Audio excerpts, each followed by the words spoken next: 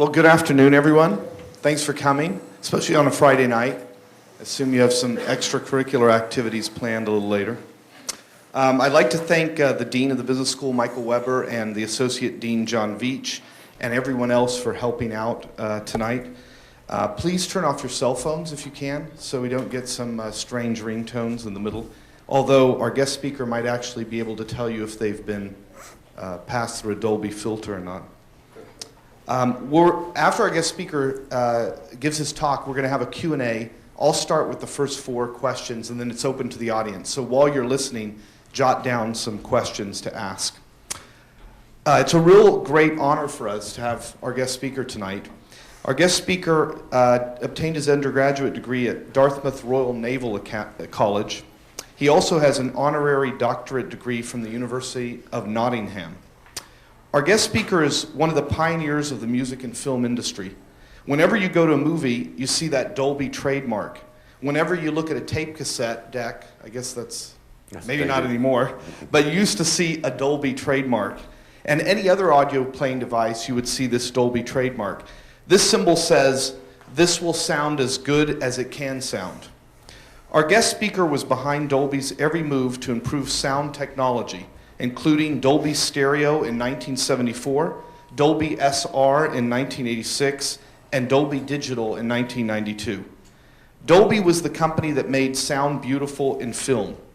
Our guest speaker has numerous honors from the film industry, including an Oscar in 1989 along with Ray Dolby for contributions to motion picture sound, the Warner Award, and the AES Silver Medal Award.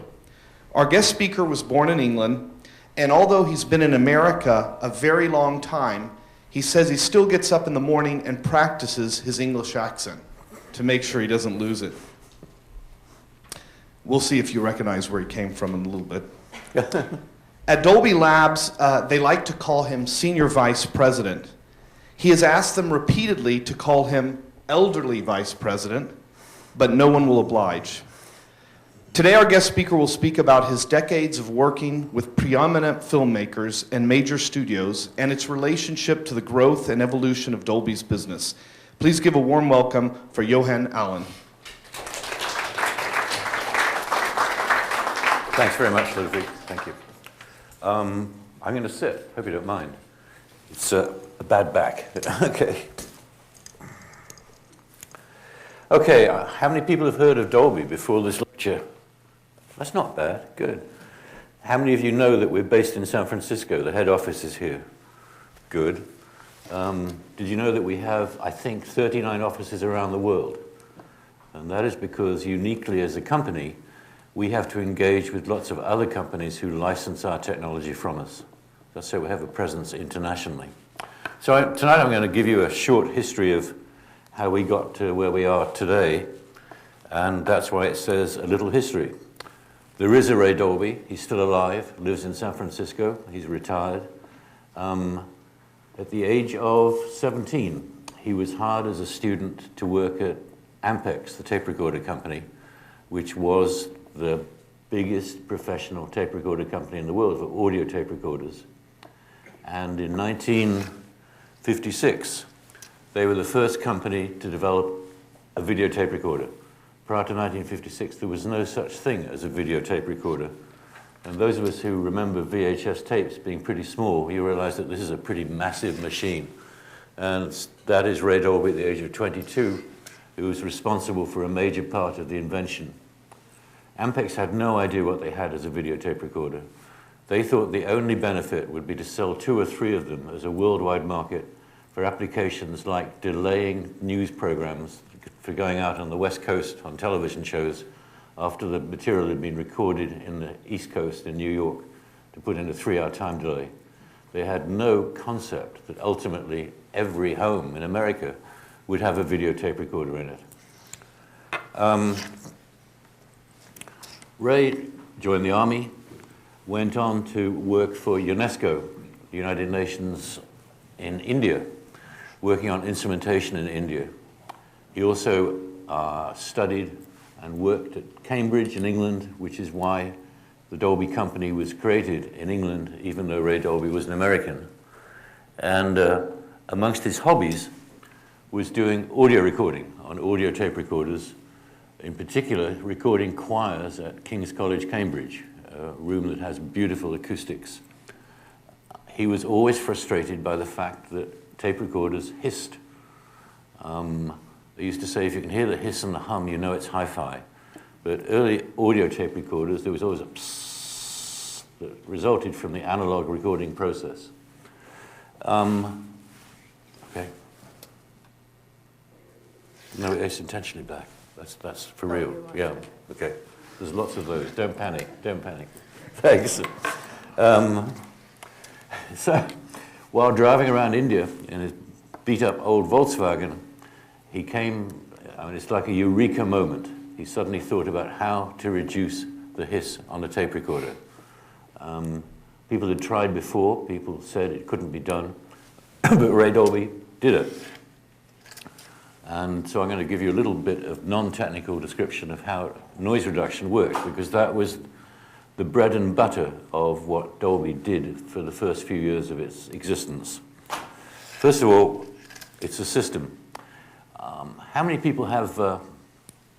yeah, let me do another round. What are the two controls you all have on your hi-fi? On the right of the volume control, the two controls you never touch. Question? Bass and treble. Bass and treble, good. What would happen if you turn the treble down? Sounds bassier. Sounds bassier, less dull, but the hiss would go down, right? Yeah, because the hiss is high frequencies. Well, this is a simple way of explaining why you cannot do noise reduction in playback only. It has to be a system that works on the encoding and decoding of the tape. So as a system, you encode the program in some way before you get onto the tape recorder, and you decode on the way out. Remember, this is analog stuff, and we're talking about the mid-1960s now, when Ray Dolby did his invention. And the clever part about this is, mathematically, I'm not going to get very technical tonight, mathematically, the process is perfect. You add a sidechain signal, which I put there as delta X, on what goes into the tape, and then you subtract it again on the way out. But by subtracting it on the way out, you'll also subtract the hiss. So the hiss goes away. Neat, simple system. Well, for those of you with shorter memories than mine, when Ray Dolby started, there were no cassette tapes. The only medium that's used in the home would be radio or 33 1/3 RPM black vinyl records. Anybody remember black vinyl records? Anybody got one? Well, 5 people. That's not bad, actually. Anyway, here's how it worked. The tape is played back in a recording studio, and then the disc is cut, a stamper. And that stamper is used to create millions or thousands of black vinyl discs, which are hot and wet, and it squacks like that. And there's a Neumann disc cutting lathe, which is going to make the stamper. In other words, the inverse of what would happen on the black vinyl disc. So this then becomes the process of improving the sound of the record, because the record had much less hiss than the tape. So if you listen to the old records before Dolby existed, you can hear the tape hiss quite clearly. So with the Dolby process, you would encode before you get to the tape recorder, decode on the way out, and then go to the disc cutter, and then get to the duplicated discs, the mass tape duplication. Ray set up a company in 1965 to make and sell noise reduction units. His target was the professional studio application. It was nothing to do with the consumer at this point in time. The consumer would get the benefit because the disc would sound quieter. But the marketplace was the professional marketplace.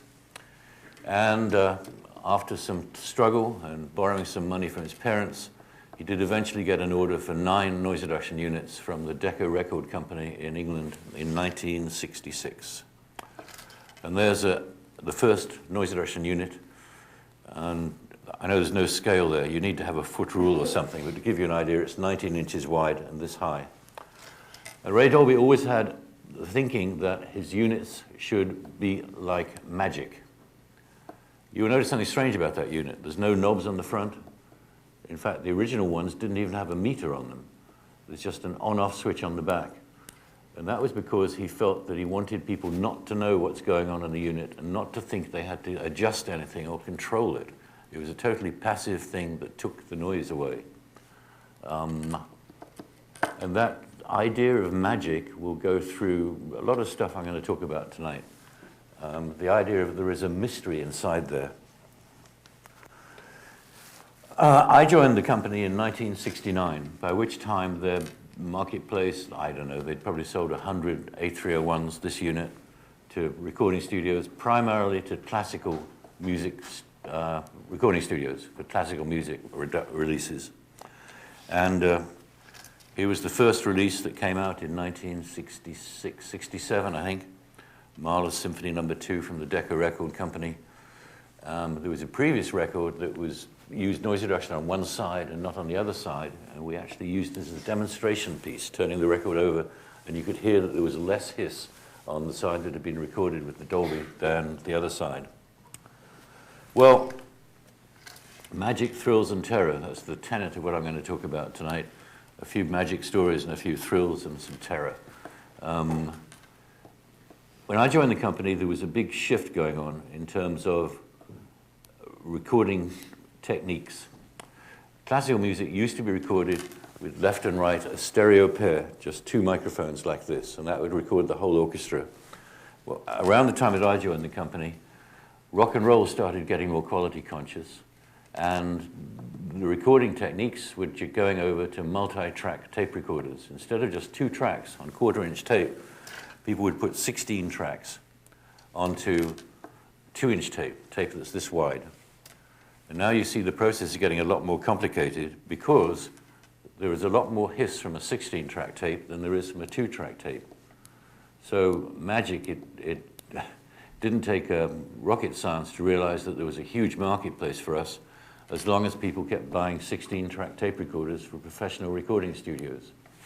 So here would be a typical chain for an album that's being produced from 16-track originally.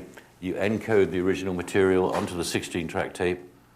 So that A301 unit I showed you has 2 channels in it, and logically you would need 8 of those to encode a 16-track tape. And those units cost $1,500 each, which is quite a lot of money back in the mid-60s. So it's a pretty solid income stream if you can keep on selling to 16-track tape recorders. To give you an idea what the process is like, this is a mix board which would be used for all the microphones that are used for a multi-track recording session. So typically, you might have 30 different mic inputs which would be mixed on this board into the 16 tracks on the 16-track tape recorder. And that, in a sense, is still the process that's going on today. The only difference today is it's a digital recorder and not a 16-track analog recorder. But the idea of a mix board mixing all those elements together is still the same.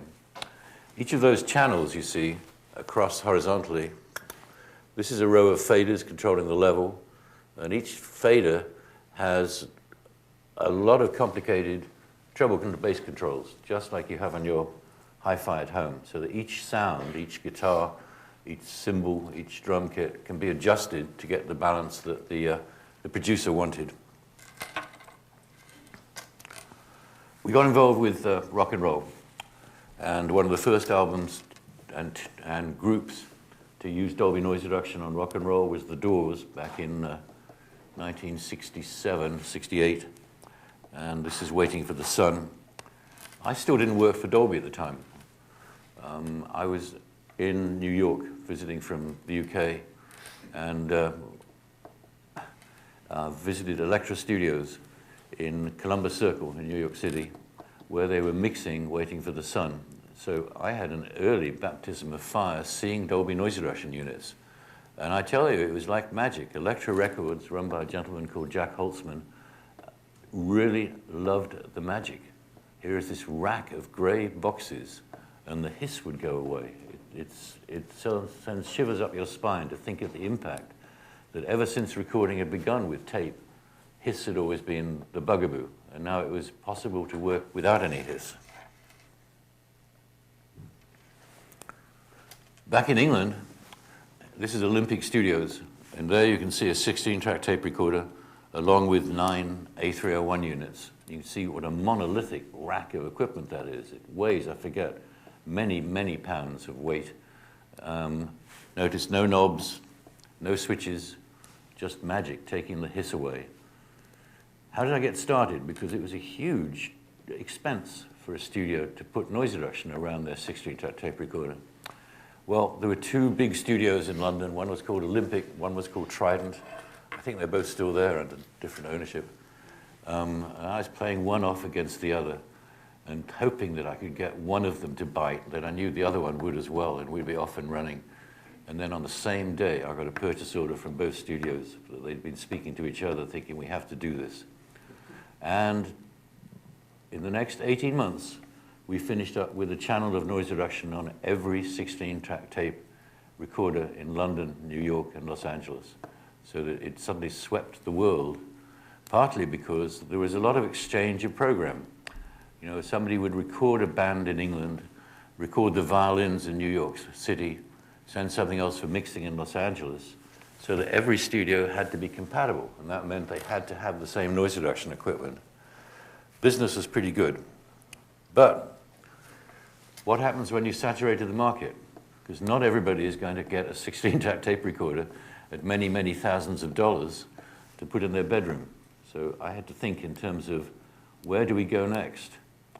And the answer was, very simply, to realize that film was a huge potential marketplace. Because instead of 16-track tapes, they had rows after rows after rows of elements, of different elements.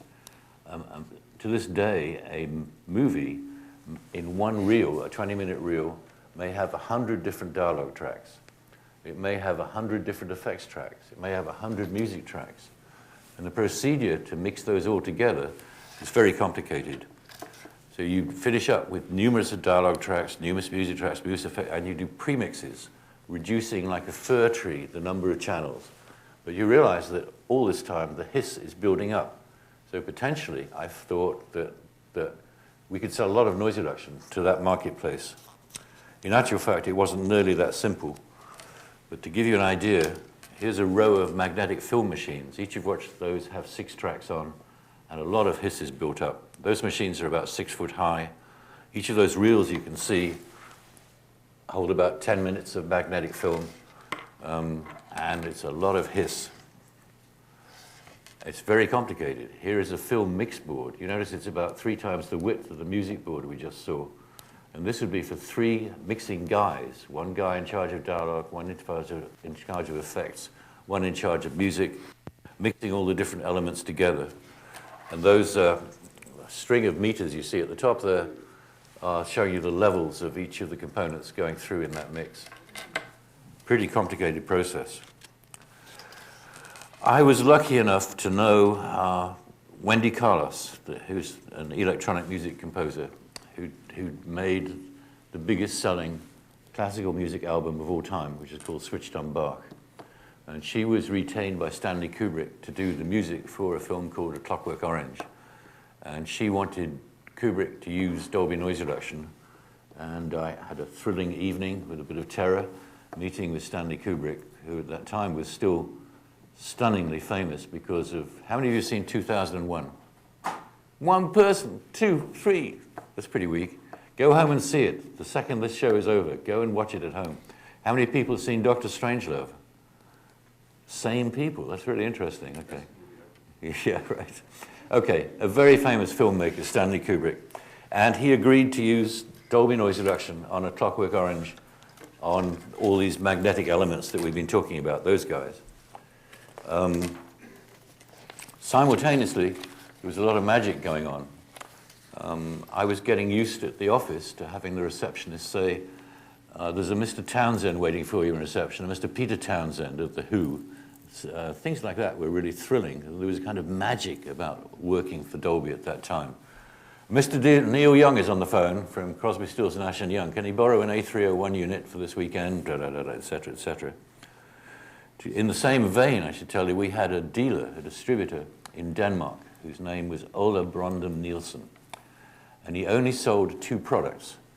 One was Dolby noise reduction, And the other was Lotus motor cars, because he thought the image was the same. It was the same glamour for Dolby noise reduction and Lotus motor cars. Yeah, here's a bit of terror for you. The end of 1971, we set up the first ever 16-track studio in Moscow. There has never been a 16-track studio in Moscow at that time. And we had a truck, and Dolby, Ampex, and Rupert Neve put together all the equipment needed to do a demonstration 16-track studio. And at that time, Melodia Records, which is the national Soviet record company, had taken over, believe it or not, a Presbyterian Scottish church in the middle of Moscow and turned it into a recording studio. And we were given, up in the Belfry, a room to set up a 16-track mix room. Pretty interesting. Well, this project was done at the last minute, and I scrambled around trying to find demonstration material of 16-track masters that I could show mix downs being done.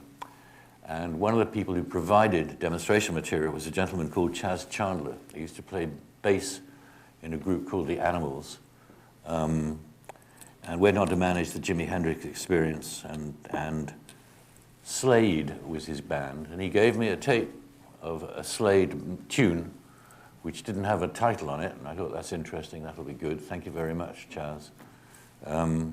Well, the Russians have been pretty mean with us, because Edward Heath, who was the Prime Minister in 1971, had just thrown out 100 spies. And as a result, the Russians didn't like us very much. They gave us huge lines to wait at the airport for immigration. The hotel was nasty. The whole episode was a real misery.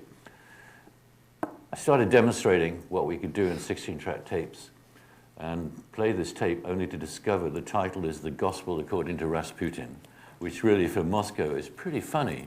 Anybody heard of Rasputin? A few, okay. Look it up later. But I finished up opening the windows up in the belfry at the top of this church and blasting this Rasputin song very loud over the streets of Moscow, getting my own back. Okay. Terror. I wanted to encode the actual release prints of the movies, not the magnetic stripe things that you saw in those followers, but the thing that actually went to the cinema, because I thought that would be a huge market. And I demonstrated what we could do on release prints and stuff to a gentleman called Stanley Donen, who had produced Singing in the Rain, and was working on a film called Little Prince. And it's a Friday afternoon, and I demonstrate to him, and he loved it. Said, yes, we'll definitely do this on some special release prints in the United States. And I said, good, the mix starts on Monday morning, see you there. And he said, no, I won't be there, you're in charge, and left, right? And I'm this little kid, like 30-year-old, and they give me a 2-hour movie to be in charge of the mix. There's an editor, 2 editors, a dialogue mixer, a music mixer, an effects mixer. I know nothing about film sound of significance, and that's a moment of sheer terror. We got away with it, but anyway. At the same time, more and more famous producers were using Dolby noise reduction. This is a picture of George Martin, who produced the Beatles. Anybody heard of the Beatles? Okay. In this picture, he's actually producing an album called Sea Train. And you'll notice that rack of equipment at the back, that is a row of Dolby noise reduction units, because we reduced the size of the unit from the A301 down to the next generation, called a 361, which made it much more manageable than those huge boxes you saw before. We managed to sell 100 theater decoders to a company called the Rank Organization in England, which really set us going in the film business. And we were still a very small company. When I joined the company, I think there were 20 people, but this time probably there were 50. And we were still living hand to mouth. You know, we never actually went broke, but it was certainly a struggle to survive. And the film industry was very expensive to get started because it was most reluctant to change its ways. But sure enough, we did get some impact. Here's the unit we managed to sell to the Rank Organization. It's a slightly different model. It's not just a noise reduction unit. It's a playback-only unit that has a couple of other features. And we began to get some signage. This is Robert Altman's Nashville in the US, and you'll notice that there's a rather crude banner up there, which is the beginning of the branding. And the branding is vital in terms of how the company progressed. I toured around demonstrating Dolby noise reduction to different music studios. I was in Nashville, and a bunch of mixers were there, music mixers, to hear what I was going to say and to demonstrate. And I was saying things like rock and roll has changed. The days of Elvis Presley and Heartbreak Hotel and Hound Dog are over. The music is now much quieter. And this group went very, very quiet. And then somebody whispered to me that the guy sitting in the front row was Scotty Moore, who had been the lead guitarist on Hound Dog and Heartbreak Hotel. It was kind of an embarrassing situation. Okay. On film, there are two ways to get sound on film. One is magnetic, and one is optical. And this is an analog optical soundtrack. This is 35mm film, which is, film this wide. And this analog track has 4 channels coded into it. It's a system. You encode 4 channels, you add noise reduction. In the cinema, you decode the noise reduction and decode the 4 channels out of those 2 tracks that are on the film. It's a system. So what you get in the cinema is left, center, right, and surround. To put this in perspective, we introduced this system in 1974, and I would guess at that time that maybe 85% of the people around in homes didn't have a stereo at home at all. They only had a mono record player. And 95% of the people had certainly never heard stereo in a movie theater. And we were lucky to get, as one of our first releases, a little film called Star Wars in 1977, which was hugely successful and led to our equipping, I think, about another 300 theaters during the course of the run of Star Wars. So that we then had not only equipment sales, but more and more powerful branding. Here's Star Wars in New York. Here's the second in the series at the North Point in San Francisco. And you notice the word Dolby is now being presented to the public. And it really is exciting. I sat there during the opening of Star Wars the first night at the Coronet, which used to be the Coronet down on Geary. And this guy sitting next to me as the big mothership comes over at the very beginning of Star Wars, just sits back in his seat. Holy shit, holy shit. Oh.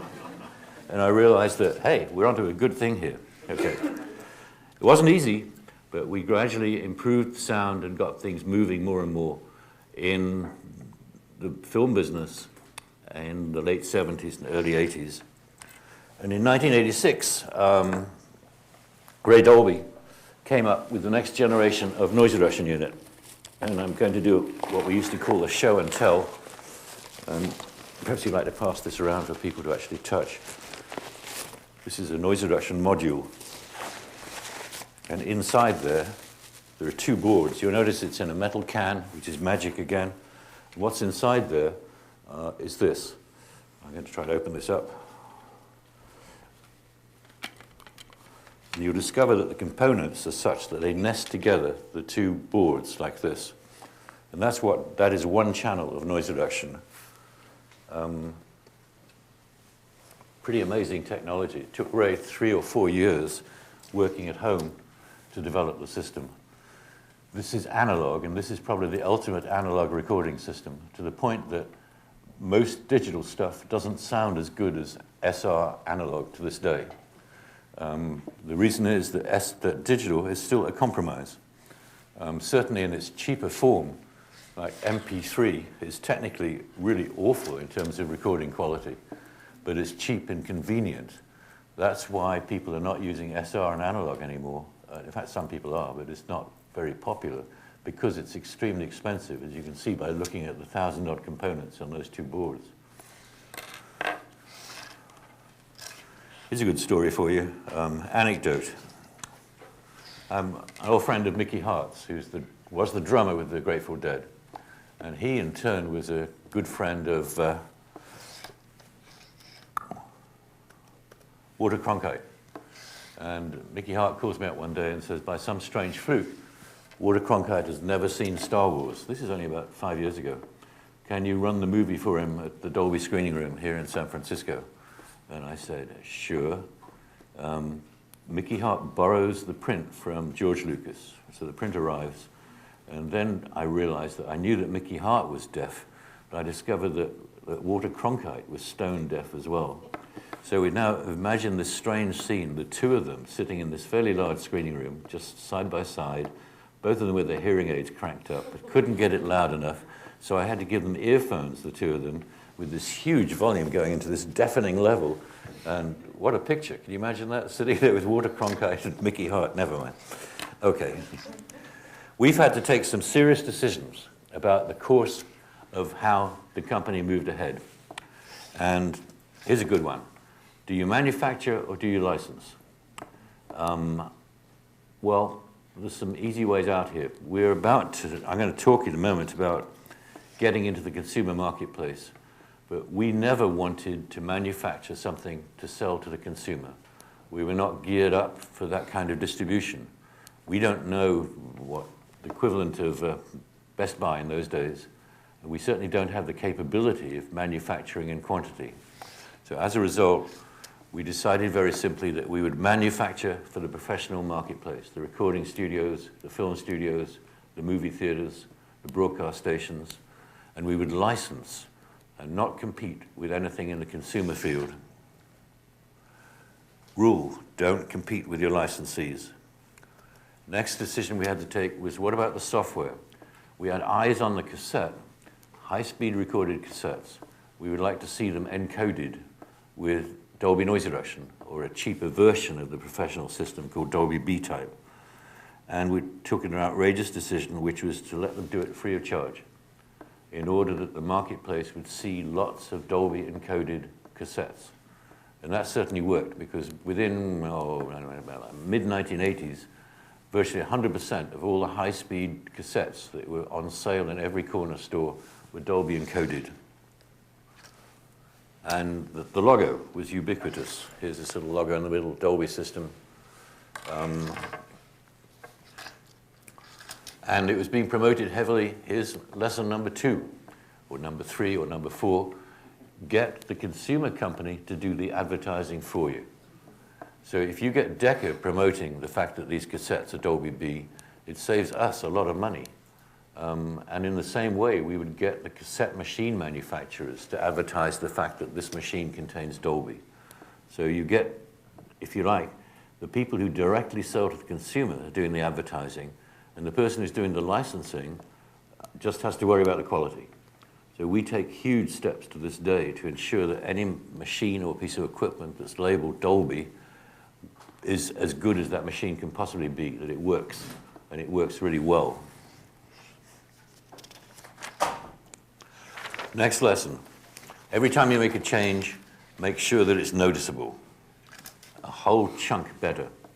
Minor changes just confuse the public. You want something that the public will say, hey, this is better than the last thing that you did. You've got to get an impact that way. It's not good enough just to have what I called a just noticeable difference. You've got to have a clearly noticeable difference.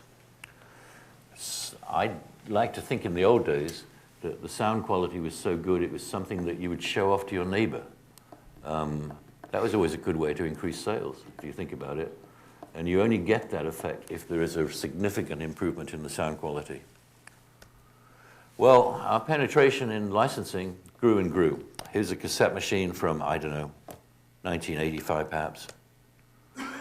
We then discovered, not surprisingly, that you could take that coded material that was on the film soundtrack and get it into the home. So you'd have surround decoders in the home that would get the same quality that happened in the cinema. It's like 3, 4, 5 years later that the technology in a simpler form would migrate into the home release. Nowadays, you'll discover that television sets have the Dolby logo on. And I'm guessing that 60% of the world's TV sets that are sold today have a Dolby decoder in them. Business is quite good. Yeah. Okay. 1992, we invented the next process, which is called Dolby Digital Sound on Film. And Here's another film frame. Here's the analog track we talked about before. But here, in this little sprocket holes, is digital data. And in there, there are 5.1 channels of sound. And that is what you all have access to today in the home, on your TV, on a DVD player, on a Blu-ray player. They all have a Dolby Digital 5.1 channel system that you can play back and decode.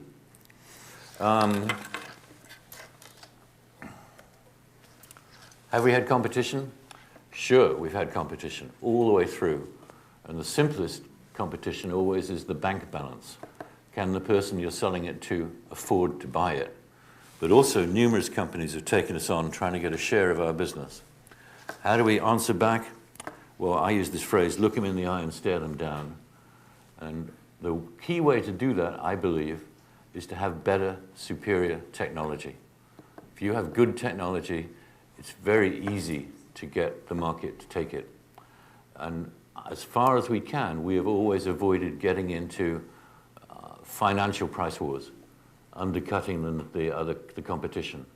We're not embarrassed to charge more than competitive products if the technology is better. Simple as that. Here are a few of the professional competitors we've had over the years. And these companies probably mean very little to you, but they were significant contenders trying to get into the professional noise reduction market. In the consumer marketplace, we've taken on Philips, Sony, JVC. All of these other systems fell by the wayside. In the cinema marketplace, a whole bunch of competitors trying to get a share of the action. And I think out of those, boom, boom, boom, only maybe 2 are still in existence. The rest have just fallen by the wayside.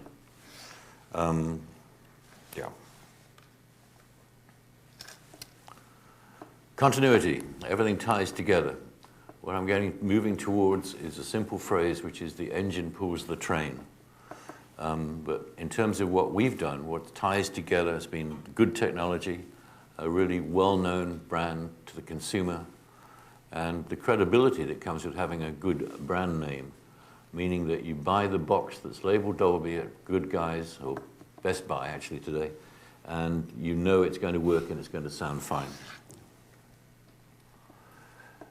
The engine that pulls the train, A-type noise reduction for the recording industry, led to B-type noise reduction in the high-fidelity cassette machine. The professional market comes first, and then the consumer marketplace will follow on. A-type noise reduction on film, the 4-channel film, led to Dolby Surround in the home. SR in the recording industry and SR and Dolby Digital on film led to Dolby Digital on the DVD and Blu-ray.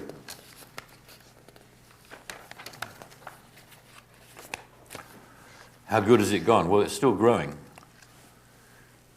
Back in 1974, when we did our first demonstrations of Dolby Sound on film, I would have thought you were out of your mind if somebody told me that we've done 32,000 films, and that's the score to date. Every year there are 500 movies made in the US, and there are 500 movies with Dolby Digital Sound. That doesn't sound too bad, does it? And we have shipped cinema processors, over 137,000 of them. You might think this is strange because you go home and look it up on Wikipedia and they'll tell you there's only 120,000 movie theaters in the world. Well, the reason for this is people update, get later processors, so that it's a revival market as well as a first-run market. What are we involved with today? Not just film sound and not just, actually not even just sound.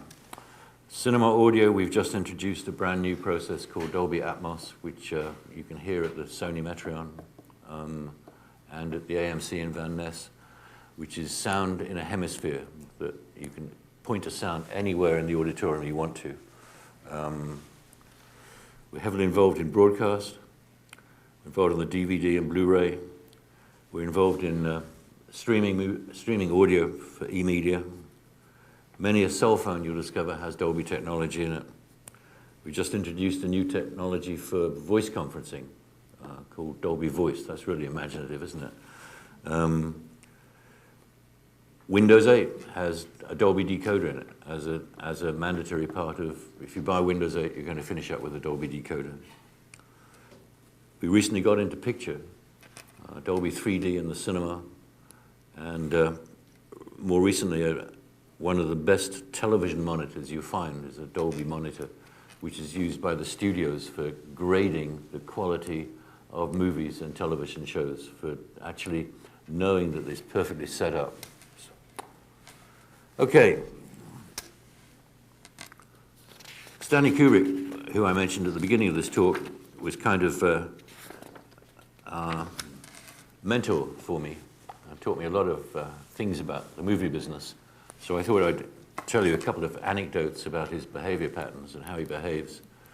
I'm up at his editing room in November the 20th, 1969.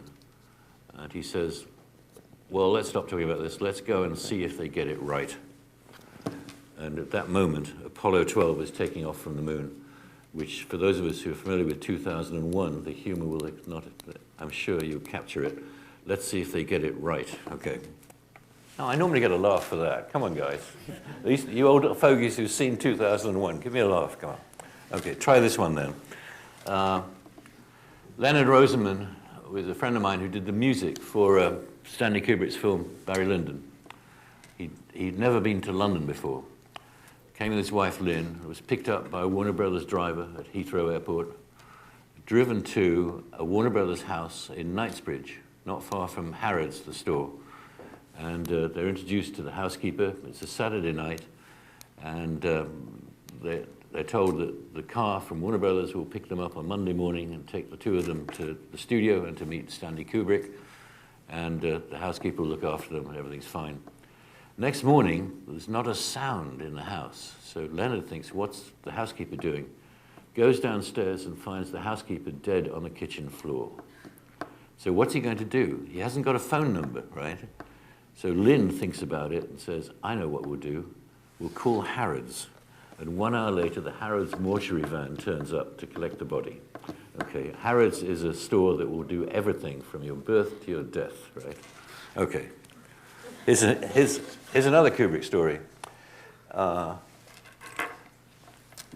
1990, or 1980 to start out with, there was a movie called Heaven's Gate, directed by a guy called Michael Cimino. It was a disaster. It didn't open. It was closed the day it was supposed to open. The reviews were absolutely appalling. In particular, Pauline Kael and Penelope Gilliatt, two of the best film reviewers, both absolutely panned it. 10 years later, it was shown at the London Film Festival, and reviewers started saying, this is a forgotten masterpiece, okay? So Kubrick's on the phone to me and says, this is a scandal, isn't it? I mean, this is terrible, calling this thing a... And I said, Stanley, come on. You recall that Pauline Kael hated 2001 when it came out. 2001, she said it was a disaster. And a year later, she was saying, this is the best movie since 2001. And Stanley said, Ioan, you're missing the point. 2001 is a masterpiece. Okay. Okay. Okay. If you ask me what are the key ingredients to Dolby's success, I'd say taking advantage of the engine pulling the train. The professional marketplace is the engine, and the train is the consumer marketplace that can be generated by what you're doing in the professional marketplace. Get the excitement and the thrills out of what you're doing on the cinema marquee or in the professional environment. And then the consumer market doesn't take care of itself, but it's much easier because you've established the extra credibility of something that's been selected by the professional environment. We're in a lot of businesses. Licensing is a big part of our effort, and 85% of our income now comes from licensing. 15% comes from the professional marketplace. Here's a few of companies that you will find our logo associated with as partnerships. And in fact, I think there are 200 companies altogether that are currently licensees worldwide. Next lesson. I said this before, make sure that each improvement is audible or visible to the end user, and clearly so. When you introduce the next technology, it has to be clearly audible or visible. Never force a change. What I mean by that is every film improvement we've made has been voluntary for the theaters. We've never made an improvement that forces them to buy a new box. They always have the choice. And that's where the fact that you have a better technology kicks in, because they decide it's a good idea to buy the new thing. They've never been forced to do it. So that's one of the reasons why we're so trusted in the theater community, is because the changes have always been voluntary and not mandatory. Theaters have never significantly tried an upcharge for playing a Dolby movie. They're earning more money for a Dolby Sound in a cinema because more people are sitting on their seats. And there have been numerous surveys over the years showing that people will actually go further to see a film in a better sound and a Dolby soundtrack presentation than they will than just going to their local cinema, which may not be equipped and may not sound so good. Wherever possible, have a switch for the consumer. It's not always possible. There's no switch on a DVD player that says Dolby in-out, because if it was out, you wouldn't hear anything, because every DVD is Dolby encoded.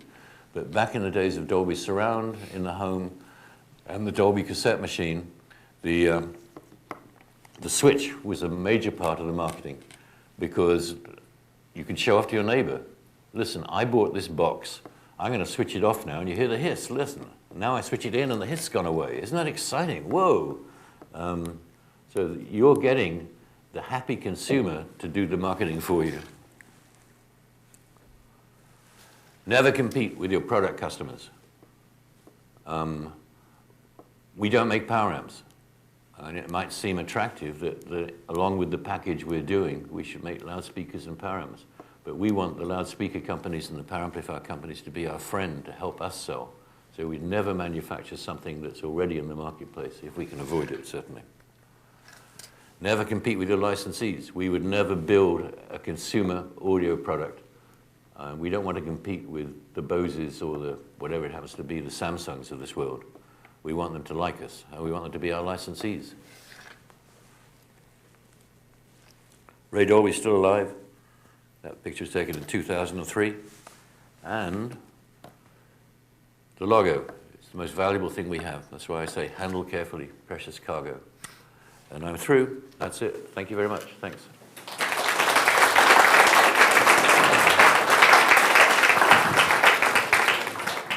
Sometimes when I had a tape deck, I would hit Dolby, and it would sound, I would actually prefer it without the Dolby. You're making it brighter than it was intended by the manufacturer. I see. So it's... You're not reproducing what the producer and the band wanted, which is with the Dolby switch down. Okay. And what you're artificially doing is artificially increasing the brightness. And you know, you're welcome to it. Okay. I don't care. You paid for it. Okay, another question. What's the hardest part of running a successful business?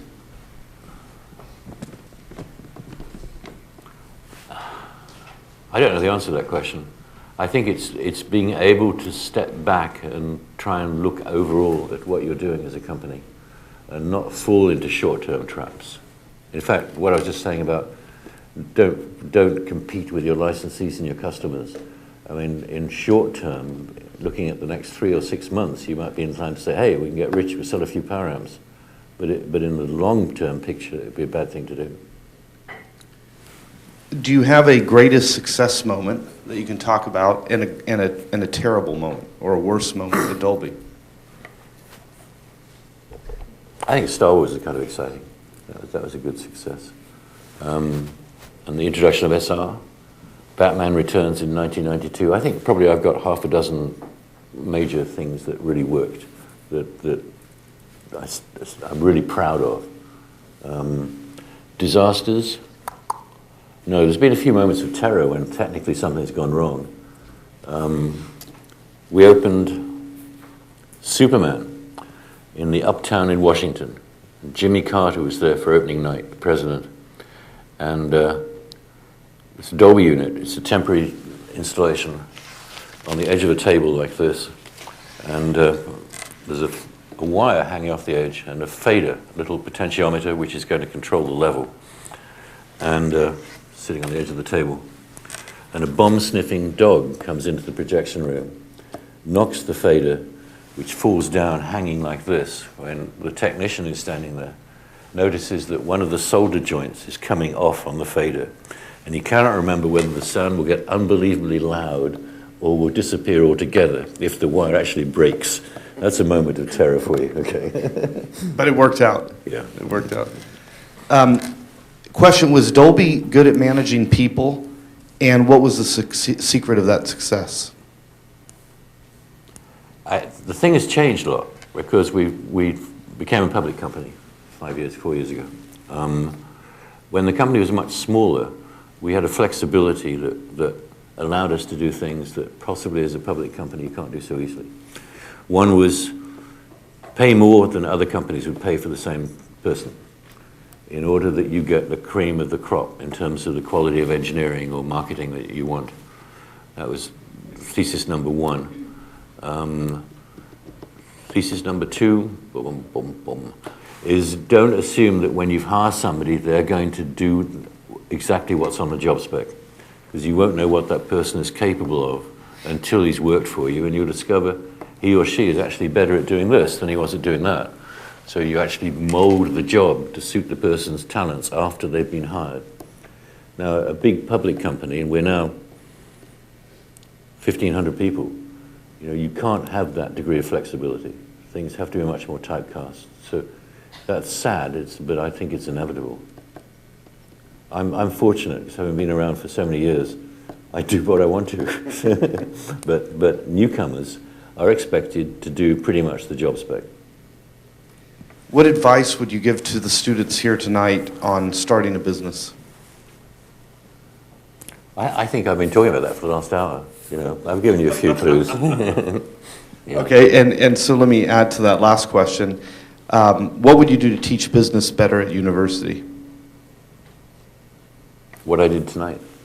Great. And it's really exciting, guys. You know, if you're in a growth business, it's really a thrill a minute. You know, there are landmarks. You say, wow, we pulled that off. Look at that. And there's also moments of terror when, you know, we've never been unable to pay wages, but there have been moments when we've had to think about, hey, how are we going to pay the wages? Okay, it's open to audience questions. Let me just grab some.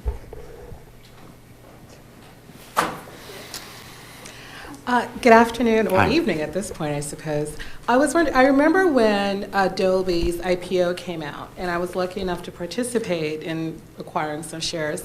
And I always wondered, the company was so successful as a privately owned company, other than the traditional need of capital, which I didn't think you guys really needed, what were the factors that went into taking the company public? Ray wanted to do it for his family. Really? That was one of the overriding reasons. Also, I guess the cash didn't hurt. The cash didn't hurt.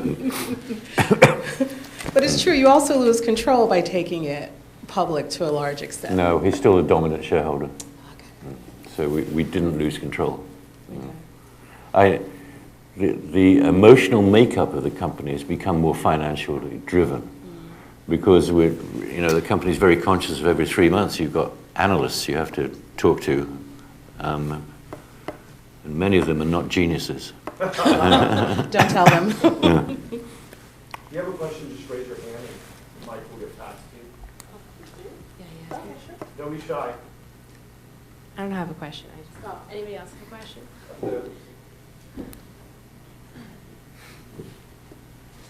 And if you can't already raise your hand for the next one, so you know where to go. Excuse me.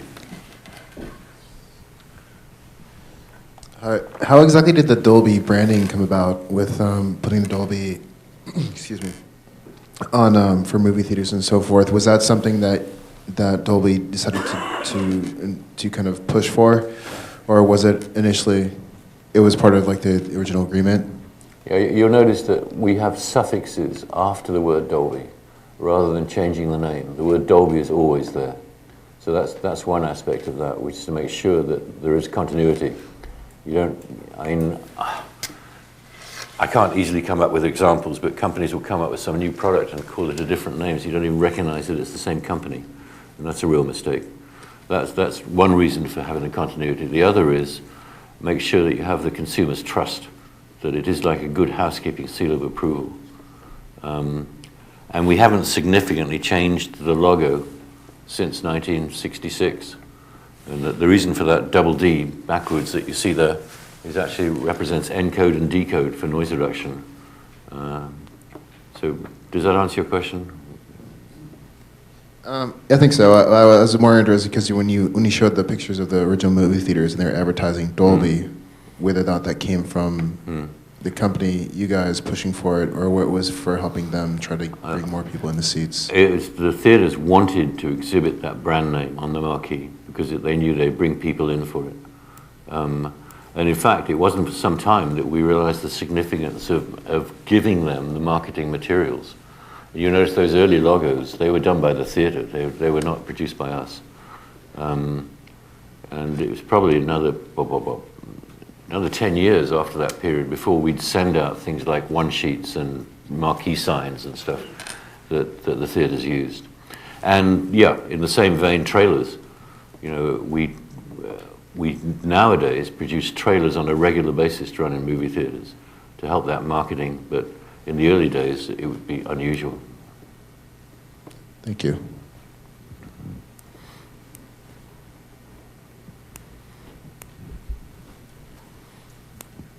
Presumably a lot of your licensing is of your intellectual property, Yes. is what you would call it.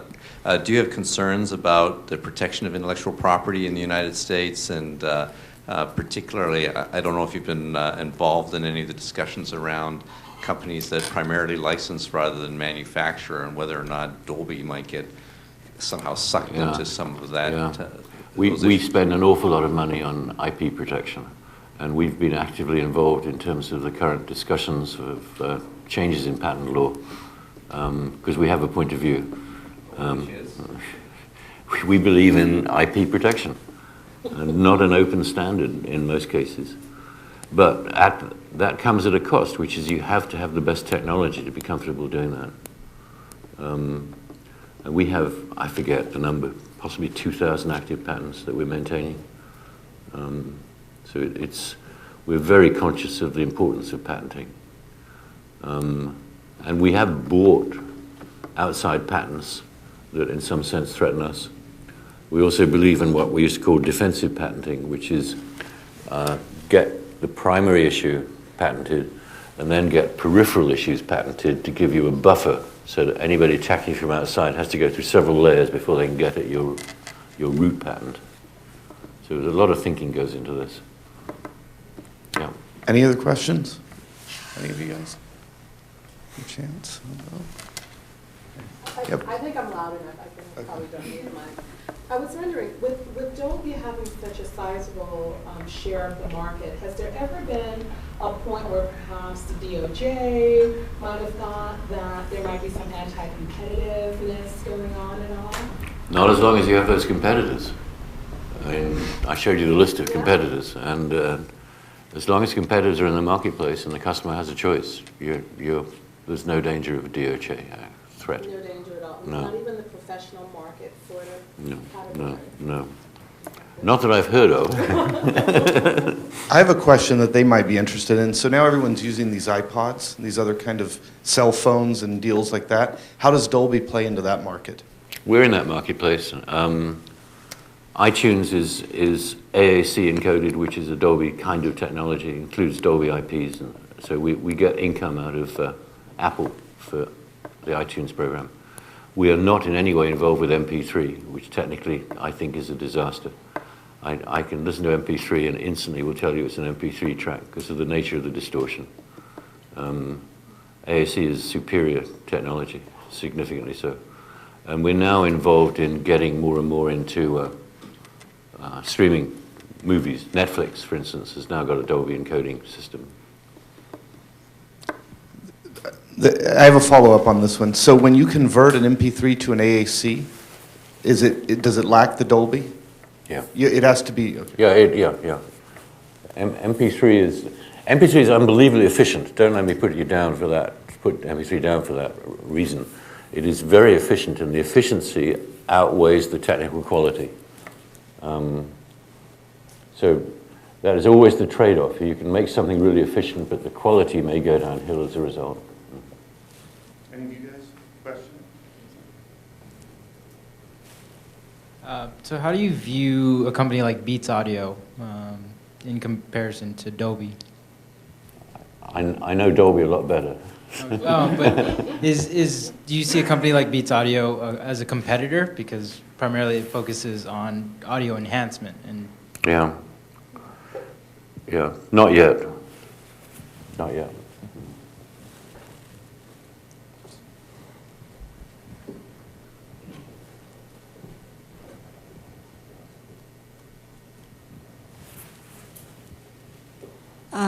As we know that China is a big market, and I want to know your strategy in China, and how does Dolby perform in China? Thank you. It's pretty well known in China. You know, Wonder is one of the big theater chains in China, and they announced last week that they're equipping 100 of their best cinemas with the new Dolby Atmos technology. So that's a good hit. We have 2 broadcast channels transmitting a Dolby encoded signal.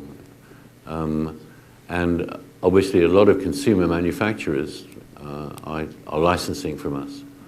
So a little bit of that television manufacturing has drifted away from China and gone to Korea now, but what there is in China is still heavily, we'll always incorporate a Dolby product, a licensed product.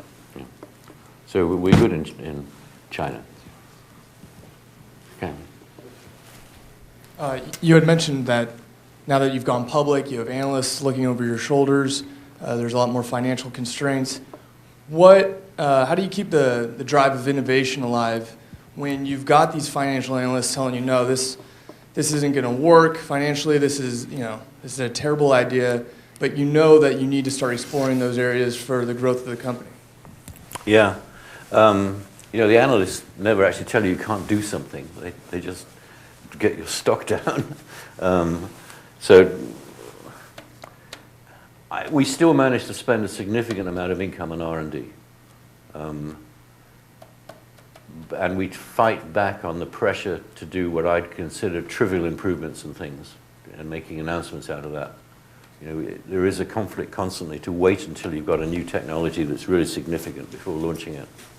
And the analysts tend to be impatient. You're right. But so far, I think we've done well to resist the temptation of trying to get a 3-monthly income sting. You know. So far. Anyone else? Go home and watch the Giants. Oh, the Giants are playing. Well, thank you very much for coming. Okay, thank you.